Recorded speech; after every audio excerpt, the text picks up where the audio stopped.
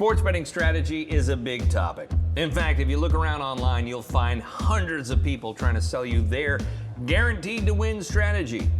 What's the hands down best strategy? Well, that depends on you, your bankroll, and what you're trying to get out of betting on sports.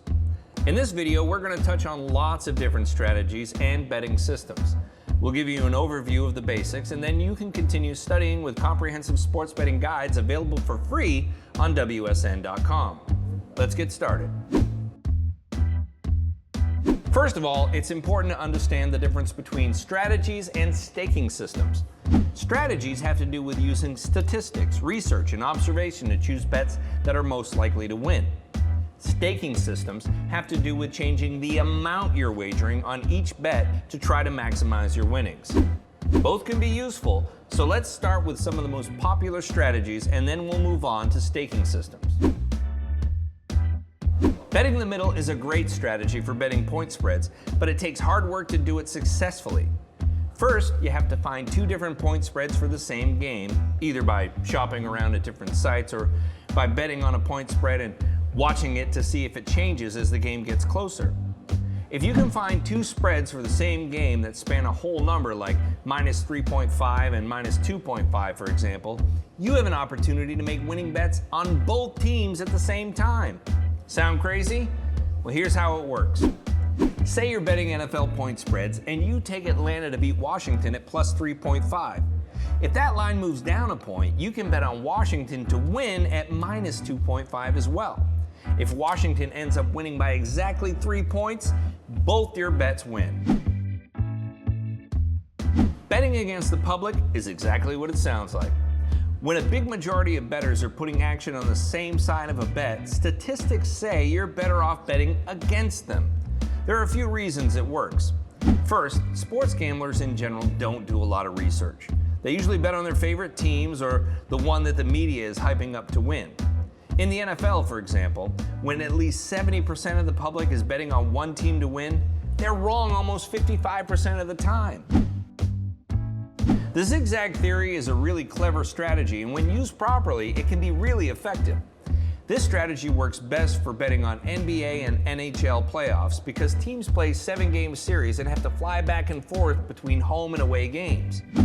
There are different ways to use the zigzag theory, but perhaps the best is when the favorite loses at home in the first game of the series. Historical NBA data shows that when the favorite is coming off a loss and playing game 2 at home, they win 75% of the time. Now that we've covered a few of the most common betting strategies, let's look at the 3 most popular staking systems. We'll start with the most conservative and move up to the most aggressive. For all of these systems, we're going to use bets that are as close to even money as possible. Point spread and over-unders are good choices, or money lines where the odds are close to plus or minus 100 for both teams. Fixed stake betting means betting the same amount every time, no matter what bet you're making. This is a great system for beginners because it's the least risky. Your bankroll will go further and you'll have more time to learn from your successes and failures. Choosing your bet size depends on how much you have in your bankroll.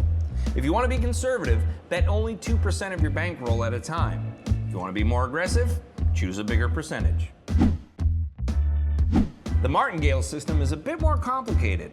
It's designed to give you a small win almost every time you use it, but it does come with some risk. To use the Martingale, first choose a base betting unit. We recommend less than 5% of the total money you have for betting. Start by betting 1 unit. Now, every time you lose a bet, double your wager on the next bet. If you win, go back to betting 1 unit. Since you're always doubling your bet after a loss, it only takes 1 win to get you a small profit. As long as you have the bankroll to survive a string of losses, chances are you won't keep losing forever. The downside of the Martingale is that if you get unlucky and have a lot of losses in a row, the amount you have to bet to get back to even can get big really fast. Parlay betting can mean a few different things in sports betting, but they're all closely related. Imagine you bet on the first NFL game on Sunday and win. Parlaying your win means taking your winnings and betting them all on your next wager. You can keep doing this as many times as you want and your winnings keep multiplying. The downside is that if you lose just one bet, you lose everything. Sportsbooks also let you combine multiple bets into one ticket. That's called a Parlay 2, and it works the same way. Your winnings from each bet are multiplied, but just one losing bet and you lose the entire ticket.